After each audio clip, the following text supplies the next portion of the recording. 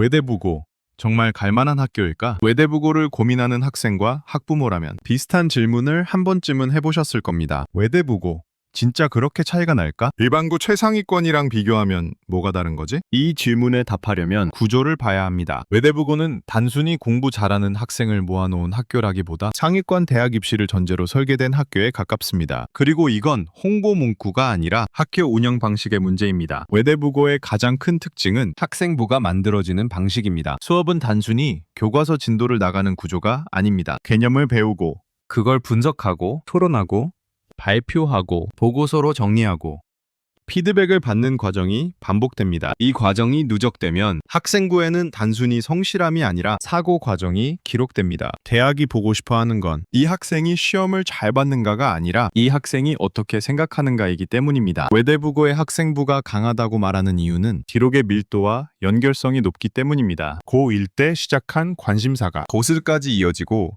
과목 선택과 활동이 전공 방향성과 연결됩니다. 이건 우연히 만들어지지 않습니다. 학교 구조가 그렇게 설계되어 있기 때문입니다. 그렇다면 가장 많이 걱정하는 부분, 내신 경쟁이 너무 치열하지 않나요? 맞습니다. 경쟁은 강합니다. 전국 단위 상위권 학생들이 모이기 때문에 쉽게 등급을 받는 구조는 아닙니다. 하지만 중요한 건 대학이 그 내신을 어떻게 해석하느냐입니다. 학교 수준, 교육과정 난이도, 과목 선택의 도전성, 세특의 내용까지 함께 봅니다. 단순 등급 숫자만 놓고 일반고와 동일선상에서 비교하지는 않습니다. 외대부고는 안전하게 등급 유지 전략보다는 고난도 커리큘럼을 소화한 학생이 평가받는 구조에 더 가깝습니다. 또 하나 중요한 부분은 활동의 성격입니다. 외대부고의 동아리와 탐구 활동은 공식적인 스펙 쌓기와는 거리가 있습니다. 불량 경쟁이 아닌 논리와 근거 중심, 결과보다 과정 중심입니다. 토론과 발표 수업 비중이 높고 영어 활용 능력도 중요합니다. 면접을 따로 준비한다기보다 수업 자체가 훈련이 되는 구조입니다. 대학은 묻습니다. 이 학생은 대학에 와서도 스스로 공부할 수 있는가? 외대부고는 그 질문에 학생부로 답하게 만드는 학교입니다. 입시 결과도 무시할 수 없습니다. 서울대,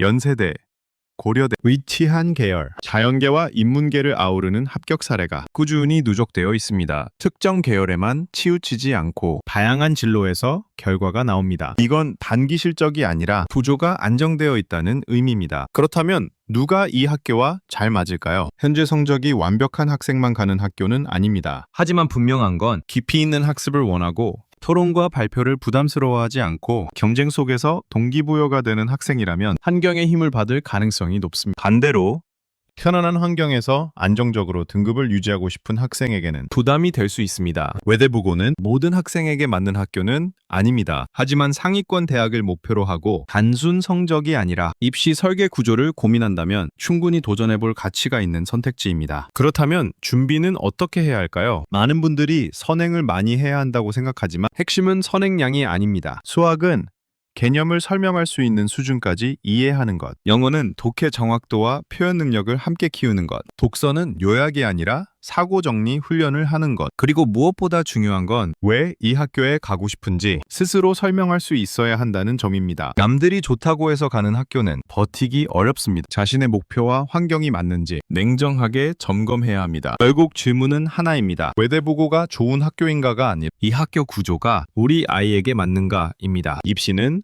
전략입니다. 학교 선택은 환경 선택입니다. 경쟁 속에서 성장할 준비가 되어 있다면 외대부고는 분명히 강한 선택지가 될 수 있습니다. 이 영상이 학교 선택을 고민하는 분들에게 조금 더 구조적으로 생각해 볼 기회가 되었기를 바랍니다. 지금까지 퀸즈 아카데미였습니다. 감사합니다.